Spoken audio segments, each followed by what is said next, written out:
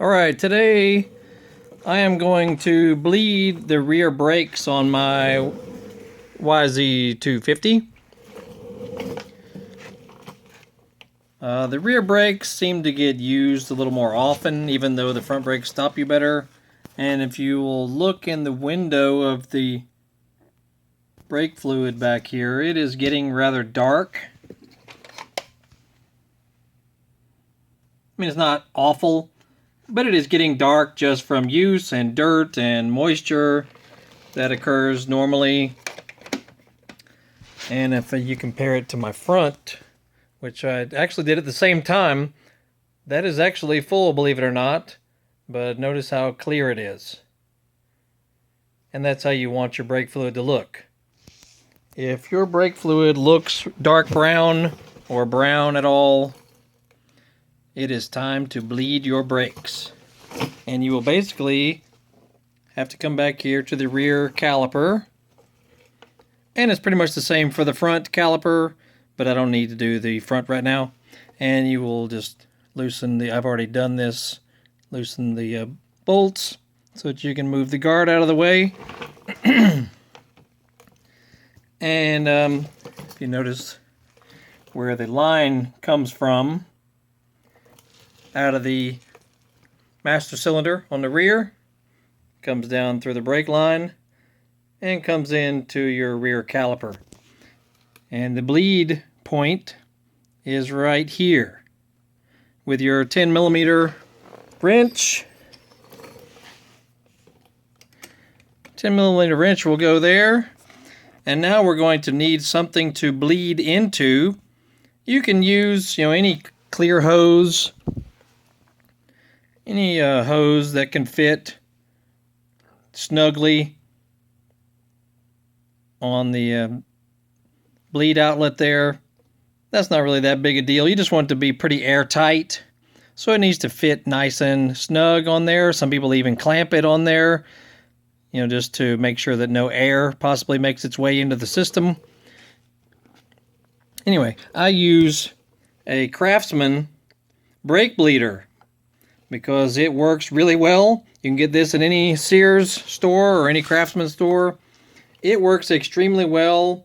I pump this up manually, and it will hold a suction while it is fastened onto the bleed outlet, and it will actually start drawing brake fluid out of the system. So you have to be ready when you're doing this. Excuse me, I'm using this one-handed here. This cap will come off before you get started, and that's where you will pour fresh brake fluid in. So it may be helpful to do this, with an assistant. It's not so bad because it's only, a couple of feet away. But sometimes it's easier to have a helper do this with you, because as you are draining the brake fluid, either by pumping your brake pedal while you open the rear back here, you'll have your hose coming off of there, and it will pour the old brake fluid into a dispenser, cup, water bottle, whatever. Doesn't really matter. But as the fluid starts going down back here, you'll have to add fresh fluid into the top. And you definitely don't want that to go dry, because then it will suck air into your brake line, and it can be a little difficult to remove it. And there are many different ways you can bleed your brakes. This is just how I'm going to do mine.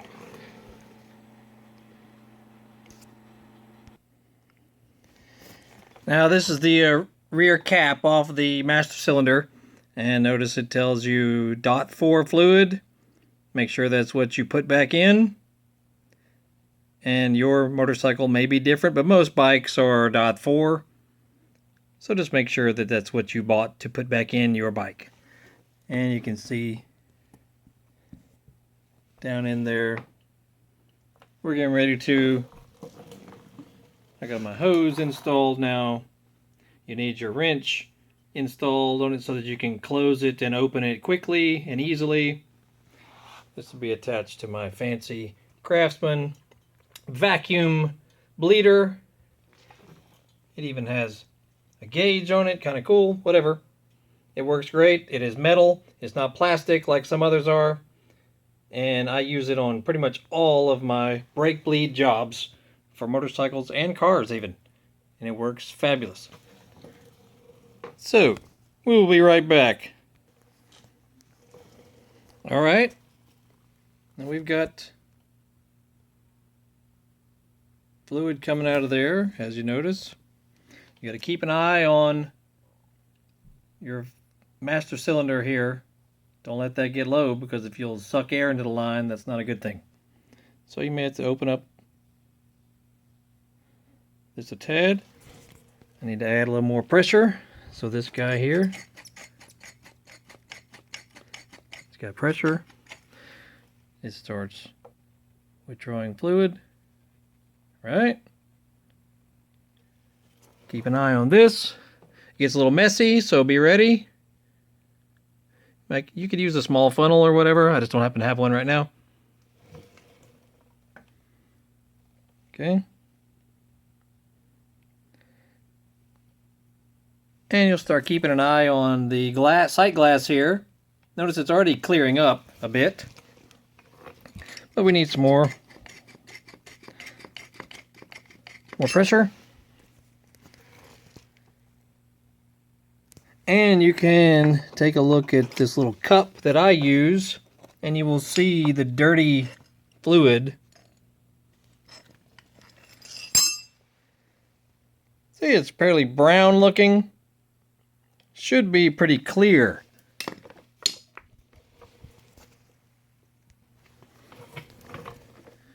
Now, we're about done here. This needs to come down a little bit so that I can put the cap back in. And brake fluid, you know, you shouldn't really get it on your hands very much.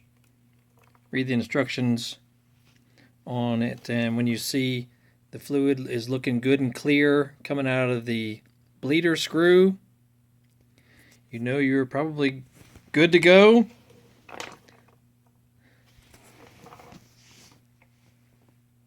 And we will close it off.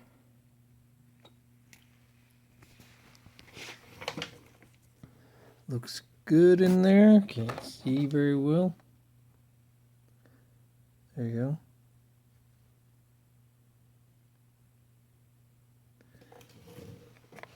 Basically, it's going to have to fill that glass right there, and it does.